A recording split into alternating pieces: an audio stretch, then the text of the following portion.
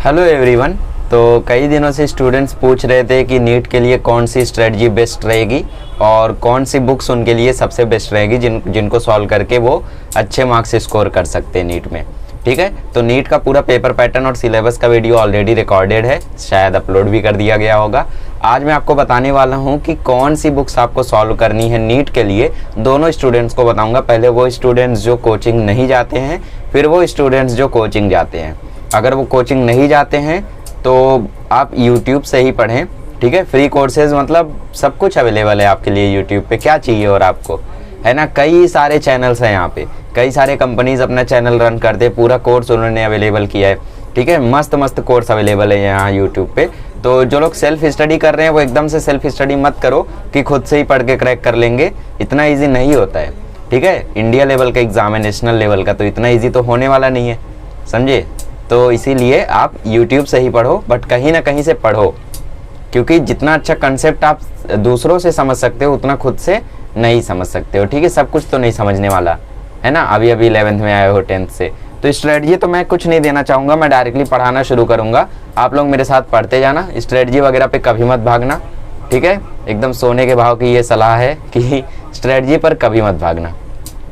ठीक है, जो ज़्यादा स्ट्रेटजी देखता है ना, आगे चल के उसी को प्रॉब्लम होती है। और कौन देखता है? जिसको कोई गाइडेंस नहीं होता है। सेल्फ स्टडी वाले, कोचिंग वालों के पास फुल गाइडेंस होता है, वो स्ट्रेटजी वगैरह पे नहीं भागते, वो अपना पढ़ते रहते और कब उनका पूरा हो जाता है पता ही नहीं चलता, फिर वो स्ट्रेटजी बांटते हैं। तो वैसे ही जो सेल्फ स्टडी कर रहे हैं, पढ़ो, सिर्फ स्ट्रेटजी की ओर ध्यान मत दो। ठीक है, चलो, तो आज का हमारा टॉपिक है बेस्ट बुक्स फॉर नीट। ठीक है, तो सबसे पहले देखो, कुछ स्टूडेंट्स बोल रहे थे कि उन्होंने कोचिंग ज्वाइन कर ली है। तो देखो, जो स्टूडेंट्स ने कोचिंग ज्वाइन की ना, एक बार चेक कर लो कि आपकी कोचिंग में किस लेवल का पढ़ाया जाता है। क्या वो सिर्फ बोर्ड लेवल का पढ़ाते हैं या फिर बोर्ड लेवल के साथ वो NCERT भी कवर करते हैं? क्या वो नीट के लिए भी टोटली ओरिएंटेड हैं या नहीं है? ये सब चीज़ों का पहले पता कर लो। ठीक है, हालांकि अगर आप किसी छोटी मोटी कोचिंग में हो तो आई डोंट थिंक कि नीट लेवल का होगा, बोर्ड लेवल का ही होगा। ठीक है, अगर अच्छी खासी कोचिंग में हो तो यस, नीट का तो होगा ही। तो एक बार चेक कर लो, अगर वो नीट लेवल की कोचिंग ना हो तो कोई फ़ायदा नहीं है फिर बोर्ड लेवल का पढ़ के। ठीक है, एक ही फ़ायदा होगा, मेंटरशिप मिल जाएगी। ठीक है, चलो, तो दो पार्ट्स करते, जैसा मैंने जेई का बताया था। यहाँ पे वो स्टूडेंट्स जो कोचिंग जाते हैं और यहाँ पे वो स्टूडेंट्स जो सेल्फ स्टडी करते हैं। ठीक है, वाई बहुत टेढ़ा हो गया। ओके, तो सेल्फ स्टडी वालों को सबसे ज़्यादा क्या ज़रूरत है अभी, कि इनको अपने कंसेप्ट को ना अच्छे से बिल्ड करना होगा। हालांकि जो लोग कोचिंग जा रहे हैं उनका तो ठीक है, अच्छे से समझ जाएंगे वो, बट सेल्फ स्टडी वालों को थोड़ा समय लग सकता है। ठीक है, तो बायोलॉजी के लिए आपको क्या करना है, जल्दबाजी नहीं करना है। कई सारे लोग क्या करते हैं, जैसे उन्हें बुक्स का नाम पता चला तुरंत सब बुक मंगा लेंगे और मंगा के कहाँ रख देंगे, कब वो पढ़े ऐसी नई रह जाएगी, पता भी नहीं चलेगा। 2 साल निकल गए, नीट का एग्जाम हो गया, बुक यूज ही नहीं हुई। ऐसा नहीं करना है। ठीक है, इसलिए मैं बताऊंगा आपको कब कौन सी बुक मंगानी है। ठीक है, ये भी बताऊंगा मैं कौन से मंथ में कौन सी बुक मंगानी है। ये वीडियो मैं देखो 11th की स्टार्टिंग में मई को बना रहा हूँ और आज है 8th में और समय हो रहा है सुबह के 9 बजे। ठीक है, जान लो। तो अगर कोई 12th में ये वीडियो देख रहा है तो कोई फ़ायदा नहीं है, सिर्फ बुक का नाम जान लो। ठीक है, देखो, बायोलॉजी के लिए आप सबसे पहले क्लास 11th की NCERT मंगा लो। ठीक है, क्लास 11th की जो NCERT है वो सबसे पहले आप ऑर्डर कर लो, और साथ ही में फिजिक्स की भी और केमिस्ट्री की भी। 12th की मंगाने की अभी ज़रूरत नहीं है। ठीक है, एक बार आप 11th की NCERT पूरा खत्म कर देते हो, अगर सपोज दिसंबर जनवरी तक आपने खत्म कर दिया, ठीक है, उसके बाद कैम्पबेल नाम की बुक आती है, उसको भी आप मंगा सकते हो, या ट्रूमैन एलिमेंट्री। ठीक है, ये भी बुक आपको आती है, तो ये भी आप लोग मंगा सकते हो। ठीक है, 1st, 2nd, 3rd, बट मैं तो यही रिकमेंड करूंगा कि आप NCERT के साथ जाओ या इन दोनों बुक में से कोई एक बुक मंगा लो। ठीक है, ज़्यादा बुक्स के पीछे भागोगे तो फिर कोई फ़ायदा नहीं होने वाला है। ठीक है, 2 बुक मैक्सिमम। ठीक है, उससे ज़्यादा नहीं।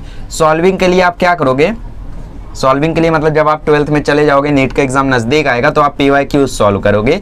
और एक बहुत अच्छी बुक आती है NCERT की ही, NCERT at your finger tips. ये बुक बहुत ही अच्छी होती है।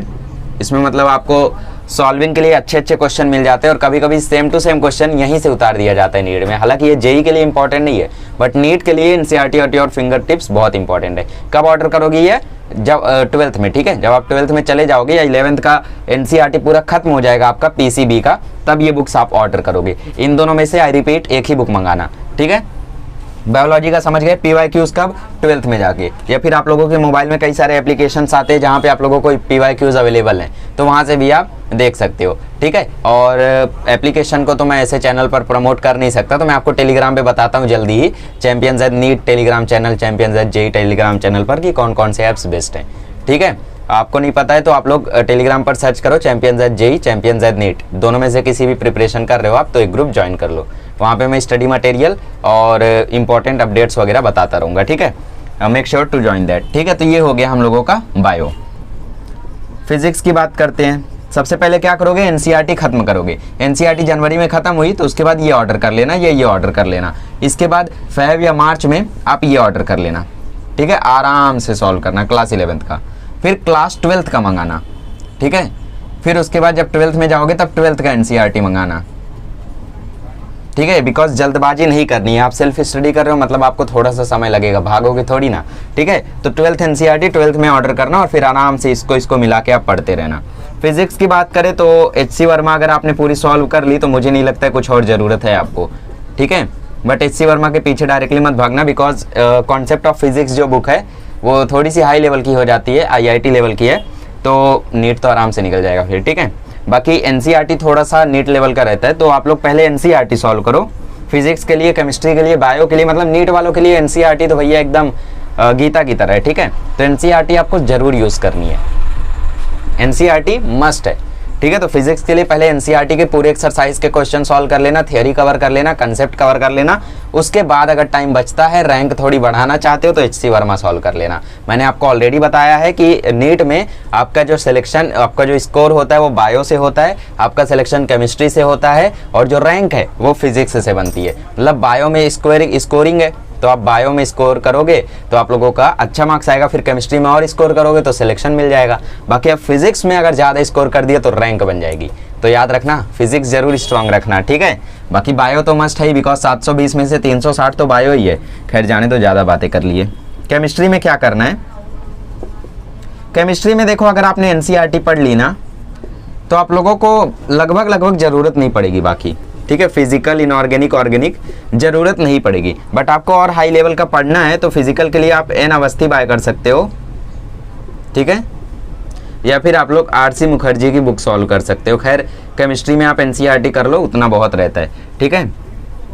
इनऑर्गेनिक, ऑर्गेनिक के लिए आप MS चौहान बाय कर सकते हो, और इनऑर्गेनिक के लिए मैं बोलूँगा एनसीईआरटी ही पढ़ो, because same to same question आ जाता है। So no need to buy anything for inorganic, ठीक है। वैसे भी इतना टाइम हमारे पास थोड़ी ना है कि सबके लिए इतनी सारी बुक्स हम सॉल्व करें, ठीक है। अच्छे से देख लो, ठीक है। तो ये हो गया हमारा केमिस्ट्री, फिजिक्स और बायो का। एक बार फिर रिपीट कर देता हूँ, साथ में बुक्स को नहीं मंगाना है। सबसे पहले 11th का पीसीबी मंगा लेना है, physics, chemistry, bio. Physics, chemistry और बायो को सॉल्व करने के बाद उसके बाद आपको ये बड़ी बड़ी बुक्स मंगानी है, ठीक है। ये बुक्स या फिर ये बुक्स या फिर ये बुक्स। एनसीईआरटी पूरा अच्छे से सॉल्व करने के बाद, अभी जल्दबाजी मत करना, अक्टूबर नवंबर में ये बुक्स को ऑर्डर करना, तब तक एनसीईआरटी परफेक्ट करना, ठीक है। बिकॉज जल्दबाजी में मंगा लोगे फिर कोई फायदा नहीं होने वाला है, ठीक है। अब कोचिंग वालों की बात कर लेते हैं। तो कोचिंग वालों के पास अगर स्टडी मटेरियल है, वैसे तो स्टडी मटेरियल आप अगर अच्छी खासी कोचिंग में जा रहे हो तो ही आपको मिला होगा, ठीक है। तो स्टडी मटेरियल लगभग सफिशिएंट हो जाता है। बट अगर आपको और प्रैक्टिस करनी है तो सेम टू सेम बुक आप बाय कर सकते हो। खैर आपको बायो में और प्रैक्टिस की ज़रूरत रहेगी, ठीक है। बायो में एनसीईआरटी आपके लिए मस्ट है, एनसीईआरटी फॉर बायो। बायो में आप कैंपेबल बाय कर सकते हो, ठीक है। और फिजिक्स में आप HC भी बाय कर सकते हो, अरे HC वर्मा, ठीक है। केमिस्ट्री में जो बुक्स मैंने बताई ना सेम टू सेम बाय कर सकते हो कोचिंग मटेरियल के बाद। अगर आपके पास कोचिंग मटेरियल नहीं है तो आप फिर इसी ग्रुप में आते हो, आपको ऐसे ही चलना है, ठीक है। तो आई होप आप लोगों को सब कुछ समझ में आ गया होगा। फिर से मैं रिपीट करना चाहूँगा, जो लोग सेल्फ स्टडी कर रहे हैं भागना मत, आराम से शुरू करना। पहले एनसीईआरटी मंगा लो, अभी मंगा लो, बोर्ड बुक मंगाओ और एनसीईआरटी बुक मंगाओ, दोनों बुक को अभी सॉल्व करो। एक बार वो बुक्स पूरी सॉल्व हो जाती हैं या फिर एक बार नवंबर या दिसंबर आ जाता है, ऐसा भी तो हो सकता है ना कि हमसे सॉल्व ही ना हो, अप्रैल आ जाए, तो ऐसा भी नहीं करना है। नवंबर दिसंबर आ जाए और वो बुक सॉल्व कितनी भी हो जाए तो वहाँ पे आप मंगा लेना, ये बुक्स को मंगा लेना और फिर वहाँ से आगे चल के आप और सॉल्व करते रहना, ठीक है। जितनी ज़्यादा प्रैक्टिस करोगे उतना ही अच्छा होगा। बाकी आपको बायो और केमिस्ट्री को स्ट्रॉन्ग रखना ही रखना है, ठीक है। सिलेक्शन चाहिए तो बाकी आपको रैंक बनानी है तो फिजिक्स में भी काम करना होगा, ठीक है। तो केमिस्ट्री के लिए लगभग एनसीईआरटी इनफ हो जाती है। तो आई होप आप लोगों को समझ में आ गया होगा कि कैसे क्या करना है। अब अगले लेक्चर में मिलेंगे तो मैं आपको बताने वाला हूँ कि जो सेल्फ स्टडी कर रहे हैं उनको कौन सी मिस्टेक्स नहीं करनी चाहिए, ठीक है। Thank you so much.